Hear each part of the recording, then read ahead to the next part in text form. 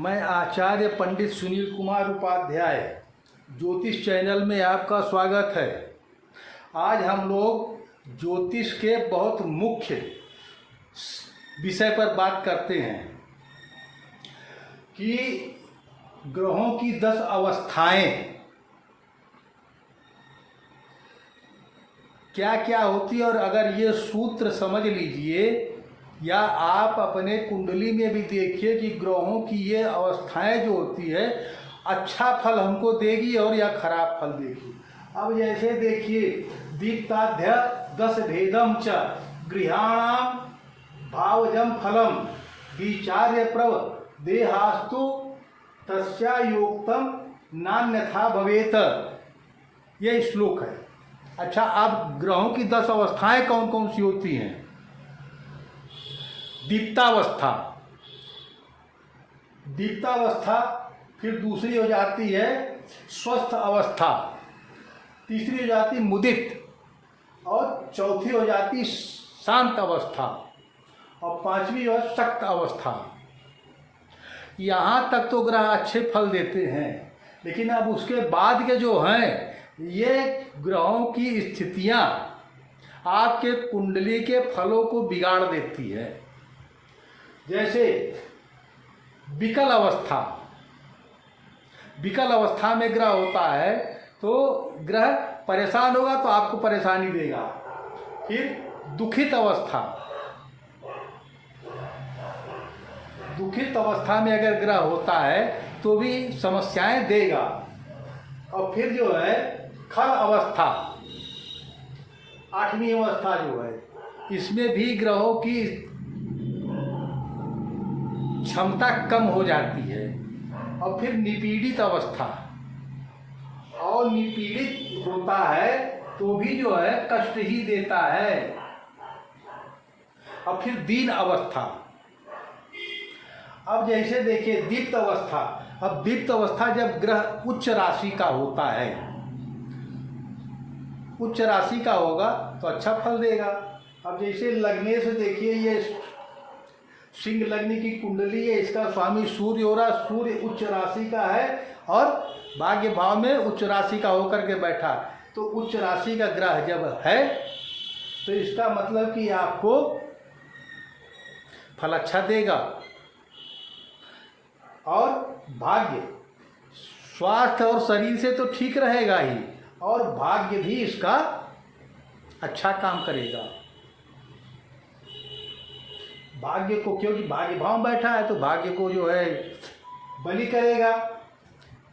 अच्छा, अब उसके बाद स्वस्थ अवस्था, जब ग्रह अपने राशि में होता है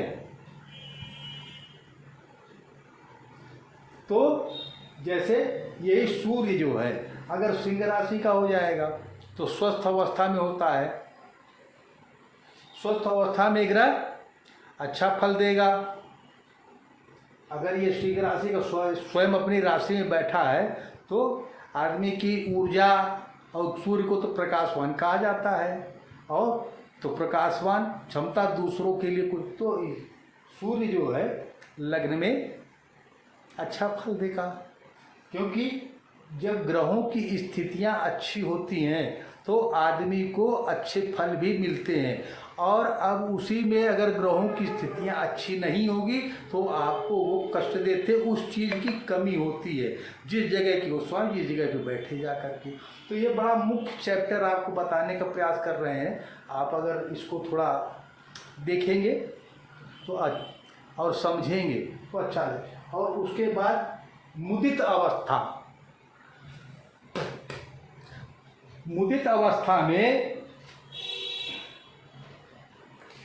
जब ग्रह मित्र राशि पे होता है, जैसे मान लीजिए ये सिंह राशि, तो सिंह राशि पर जो है आंख बैठ गया गुरु। हालांकि सूर्य के राशि पे या सूर्य के साथ सभी ग्रह अस्त होते हैं, लेकिन ये मित्र राशि पे है गुरु, तो ये भी। और फिर इसके बाद देखिए कौन सी मुदित अवस्था, फिर शांत अवस्था। शांत अवस्था जब आती है, जैसे शुभ ग्रहों के वर्गों में हो, जैसे ये वृश्चिक राशि हो रही, इसका स्वामी मंगल है और इसका स्वामी, तो मान लीजिए सूर्य यहाँ पे आ गया और यहाँ पे मंगल आ गया, तो दोनों मित्र राशि के हो गए।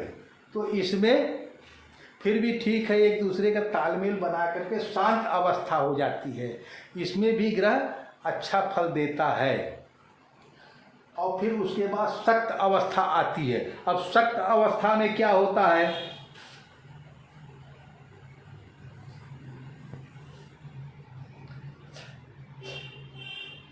सक्त अवस्था जब आती है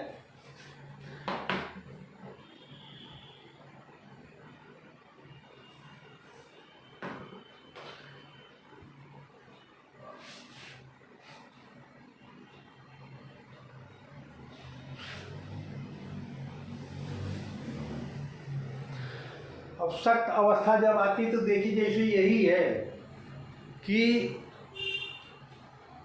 मान लीजिए यहाँ पर सूर्य हो गया धनु राशि पे और यहाँ गुरु हो गया,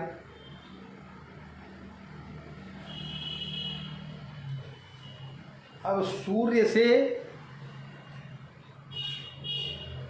7वें स्थान पर है गुरु और सूर्य की बृहस्पति के राशि पे सूर्य बैठा हुआ है, तो बृहस्पति अच्छा फल नहीं दे पाता है, क्योंकि सूर्य के प्रकाश ऊर्जा से सभी ग्रह अस्त होते हैं। तो इस राशि पे सूर्य बैठा है तो बृहस्पति अच्छा फल, भले ही दूर है लेकिन फिर भी थोड़ा उसकी ऊर्जाएं कम हो जाती है। तो सक्त अवस्था में भी ग्रहों का, लेकिन फिर भी ठीक है। लेकिन अब उसके बाद देखिए विकल अवस्था जो होती है, अब ये आगे के जो हैं 5, ये जो है इसमें ग्रहों की स्थितियां कमजोर हो जाती हैं।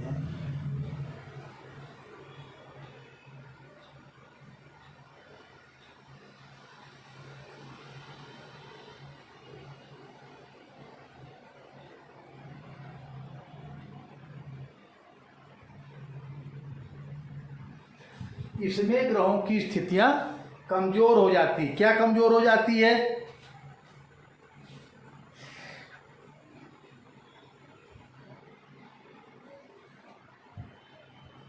अब जैसे मान लीजिए यहाँ पे सूर्य है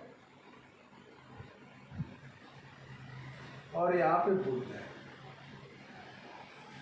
और सूर्य के साथ में कोई ग्रह हो, अगर अंशों का में कम होता है तो जो ग्रह होता है उसकी ऊर्जाएं क्षीण होती, मतलब सूर्य के आगे सभी ग्रह शांत हो जाते हैं। हालांकि बुध जो है अस्त नहीं होता है, लेकिन तो ये विकल अवस्था कही जाती है। इसके साथ जो भी ग्रह अगर है उसकी ऊर्जाएं क्षीण। अब फिर उसके बाद विकल अवस्था के बाद फिर 7वीं आ जाती दुखित अवस्था। और देखिए जैसे जैसे ग्रहों की स्थितियां खराब होती हैं, गड़बड़, उसी तरह से भौतिक जीवन में आपको भी उन ग्रहों की, जैसे अब होता क्या, जब ग्रह खराब होते तो बहुत से काम नहीं आपके बन रहे हैं।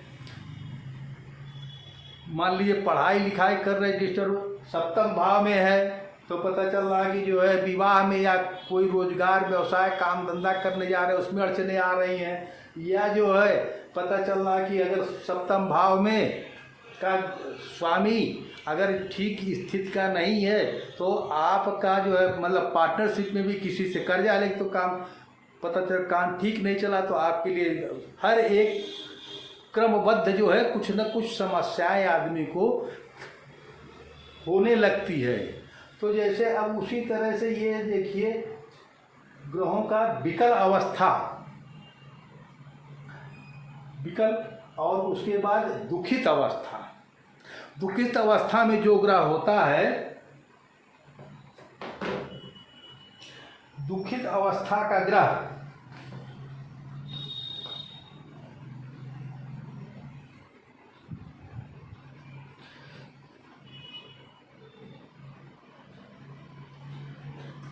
देखिए जैसे मान लीजिए कि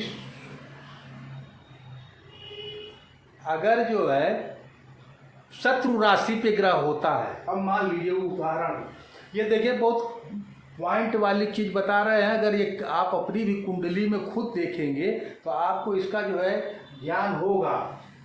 ये देखिए मान लीजिए ये शत्रु राशि है, सूर्य शत्रु, और यहाँ पे मंगल हो गया। अब ये दोनों ग्रह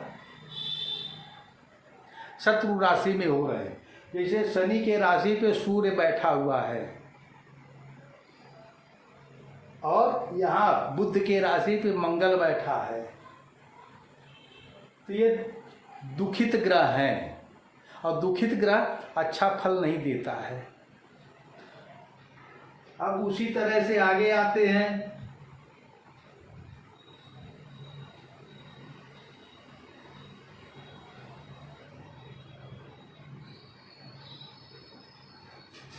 दुखित, और फिर इसके बाद खल ग्रह। अब खल ग्रह, जो ग्रह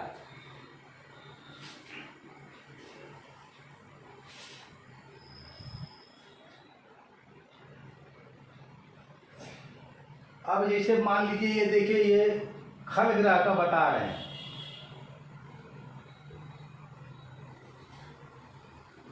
यहाँ पे देखिए मंगल जो है स्वराशि होकर के बैठा हुआ है, ये शनि जो है, और शनि और मंगल की शत्रुता है, और शत्रुता है तो इन लोगों की शत्रुता, यहाँ पे शनि जो है अब कहाँ का स्वामी शत्रु घर का है और जो है आपका सप्तम भाव का, तो इस फल को बिगाड़ेगा। ये शनि अच्छा फल नहीं दे पाएगा, और अच्छा फल नहीं दे पाएगा तो वो ये दिक्कत रहेगी, तो आपको दिक्कत होगी, सीधा है। अब इसको कैसे ठीक किया जाए, ये दूसरे विचार होते, तभी हम लोग कहते हैं कि मंत्र का जाप कराइए, कवच धारण कीजिए, हवन कराइए, स्तोत्र पाठ, यही सब जो है इसके, या बहुत से होती है कि उसके रत्न भी आप नहीं धारण कर सकते हैं, क्योंकि उसका मित्र और ये सब चीज़ से मित्रता नहीं होती, तो भी रत्न नहीं धारण कर सकते हैं। किसका दान किया जाए, क्योंकि ये भी समझने की जरूरत होती है। तो देखिए खल ग्रह। अब निपीड़ित ग्रह,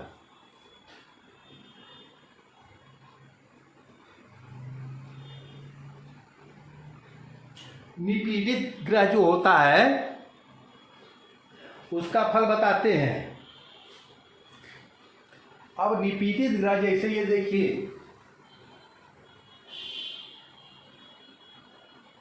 यहाँ पे शनि हो गया, ठीक है, और निपीड़ित ग्रह, और यहीं पे देखिए गुरु है। ये दोनों की आपस में शत्रुता है। शनि नीच राशि का है और गुरु यहाँ पर है मंगल के राशि पे। अब मंगल के, लेकिन शनि के प्रभाव से गुरु भी जो है, तो अब ये निपीड़ित ग्रह कहा जा रहा। अब ये जो शत्रु के साथ बैठा हुआ है, भले ही मित्र राशि पे, लेकिन ये पंचम भाव और अष्टम भाव का स्वामी होकर के यहाँ बैठा हुआ है गुरु, तो गुरु भी अच्छा फल नहीं दे पाएगा शनि के साथ होकर के, तो इसको निपीड़ित ग्रह। इसी तरह से अब फिर दूसरा देखिए, दीना अवस्था का ग्रह। दीना अवस्था का ग्रह भी अच्छा फल नहीं देता है, वो तो नीचे, वो तो सबसे ज़्यादा दिक्कत होती है। दीन अवस्था का ग्रह ज़्यादा कष्टकारी होता है। जैसे